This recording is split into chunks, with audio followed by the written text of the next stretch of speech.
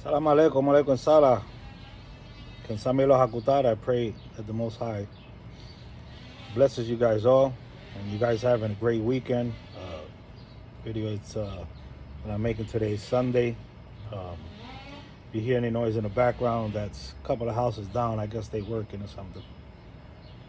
Um, let's talk a little bit about going into certain places as far as the woods, cemeteries, um, places around certain neighborhoods that we are traveling or going to look for certain items and certain things that we need for whatever purpose we need it for, or if our padrino, madrina, or tata sends us because we need this for or something for a certain situation, or anything that he sends you to get, or you're just gonna get it because you need it. Um, when I speak about the cemeteries, we don't speak about, and we're not talking about breaking, looting, and disrespecting a place where not only our own family members might be at, or other people's family members are in also. We do not go to cemeteries to break or to open any type of cemetery ground or casket or none of that. We don't do that. That's not the way to go through things or buy things. Usually when we go to the cemetery, we go as a form of paying respect, a form of collecting some type of energy that we might need, or we going to see our loved ones and reverence them and talk to them. Uh, Sometimes we go and we take them something, flowers, sometimes some type of food that they liked when they were here on Earth, you know. Um, Sometimes we go because we need uh, some of the soil, or we go because we need a certain plant or something that's in there, or we going to pay homage to the entities or sources of power that abide in those areas. And a lot of people think cemeteries are negative. Certain cemeteries are things to do evil in. And you got to ask yourself, how can a cemetery be of understanding or give you the impression of it being evil when you have your loved ones in there and you love your loved ones? You understand? It doesn't make no sense. At the end of the day, when we all leave this planet Earth, this flesh will go away. And what's left is your bones. So we don't look at that as an evil ground or an evil place. Actually, we call it Tierra Santa. We call it a place that's kind of almost, in a sense, holy to us because we respect it as paleros or enganguleros or yayas.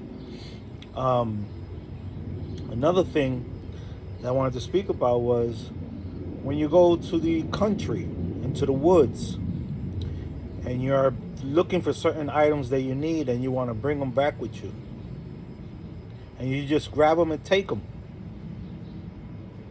because you need them, and you're not thinking about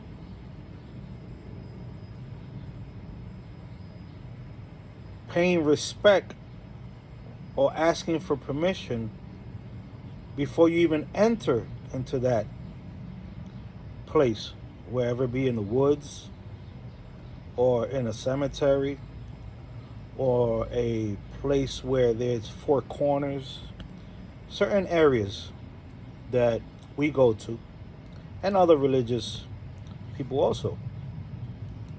Um, from my understanding, and all I could give you is what I understand and how I look at it. and how I was taught to look at certain things. When we go for a purpose, we have to understand that we're going there is because we need something that that place that we're going to could give us. We need it for a purpose, right? So we also have to understand that we have to ask for permission before we go in there. We have to ask for permission before we even take that. Sometimes, or most of the times, we have to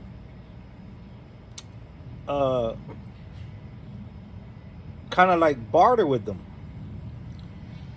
Out of respect, leave something for them. Whether we go for plants, roots, twigs, any type of stone or rock, water from the rivers, the sea, beach, sand, anything that's from nature has energy, has its spirituality, and we need to respect that. And if you want whatever you're taking from wherever place you're taking it from, we want to be able to bring back part of that energy with us, part of that living source, part of that spirituality to help us with whatever we need it for. So don't expect to go to a place, take something just because you need it, and expect that spirituality to come with you. Because the majority of the time it won't. Because you wasn't respectful. You didn't take into consideration that you don't own that. That's not yours. And the reason why you're going to these places is because you need it.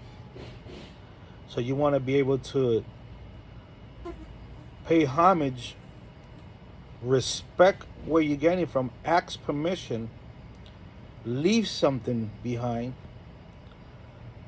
whether it's cowrie shells, whether it's some type of candle that you could light and dedicate it to them, whether it's some water, some type of rum to leave it to them, copper, money, you know.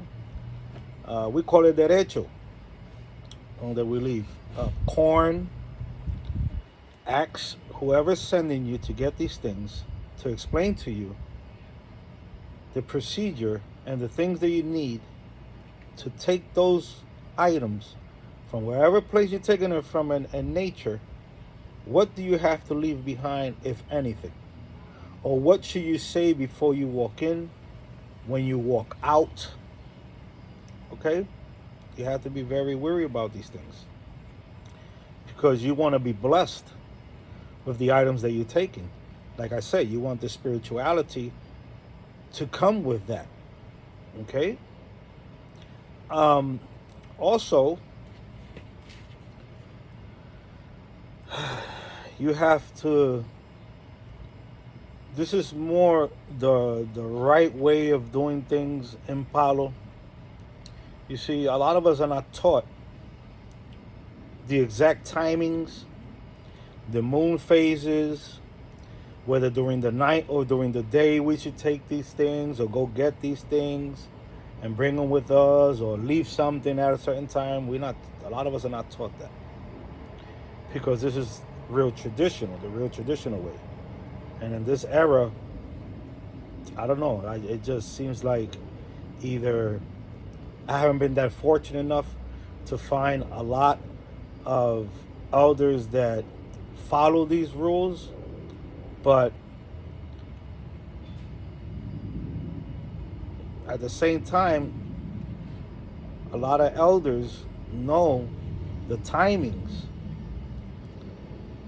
the supplications, the things you have to do before you cut any plant, how to cut it, what time to cut it, when to cut it, what moon phase should be cut, what time during the day or at night should be cut when the plant is awake, when the plant is sleeping. There's a lot of things in Mayombe. It ain't a hop and a skip, you know. I know there are a lot of us that don't know these things. We don't follow it because it was never taught to us, or they never told us nothing. But I hope that by me leaving this little video here, we can understand that if we at least, without having the understanding, without knowing the timings, without knowing the supplications, without knowing the moon phases and when we got to go in, when we got to come out, what time, whether it's during the day or during the night, how to cut them, all that, that at least we put in our heart and we make the best intention. Then when we go to get something, we walk in there with respect. In our own words, we ask for permission. We leave something behind for them as a form of respect, as a form of gratitude. We supplicate to them that why we're using this for, why we're taking it. And if they could please help you and walk with you, bring that spirituality with you. It's just something right to do. And I'm not saying follow how I'm doing it or do it how I'm telling you to do it. If you have a tata, you have a yaya, and you have someone that's teaching you these things, then follow how they are teaching you. Do it how they are telling you to do it. Follow them to the letter. The timing, the moon phases, day, night, how to cut it, supplications, whatever. Follow them.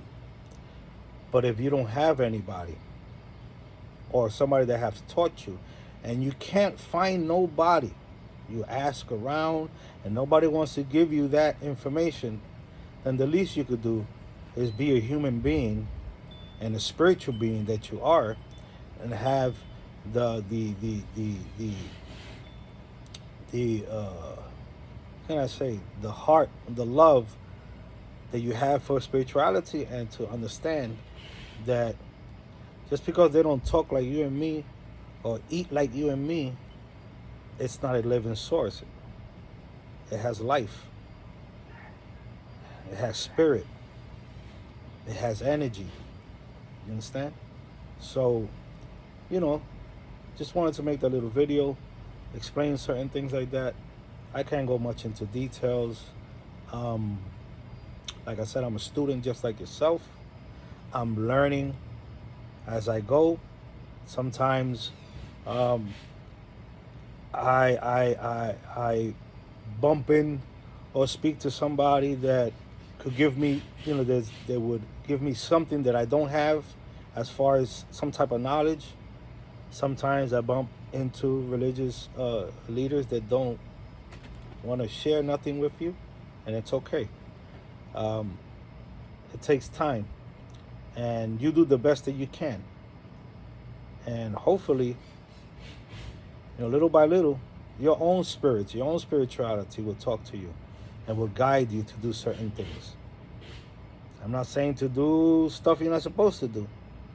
I'm just saying there's certain things that you can do, and there's certain things that your own spiritual guides, your own spiritual workers, your own spirit protectors, your ancestors, everything, the spirits that are around you all the time will give you certain things, whether it be in dreams or it come to your mind. They will do that. I'm not going to say any more. I'm not going to add anything more to it, but just wanted to make it aware that we have to be very, very conscious when you are dealing with things that have to do with nature. You understand? Not only spiritual, but also with nature, because for us, everything has its spirituality in it. It doesn't have to come from a human being to be a spirit. Remember, other things have spirit also. It might not be how you understand the human spirit, which is complicated, but it does. So let's try to be better practitioners, better paleros, if you want to say, and ganguleros, and try to follow the customs, follow the tradition to the best of our ability. Let's not rework or remake the wheel that's already made and has been made from way back. Let's learn what has been lost and bring it back. You understand? Instead of doing trash, let's do let's be of those who want to do it better, more correct, more precise, following more of the old lineage or the old heads, the elders. But have yourself a great day, great weekend. Salam aleikum, malaikum salam. God bless you guys.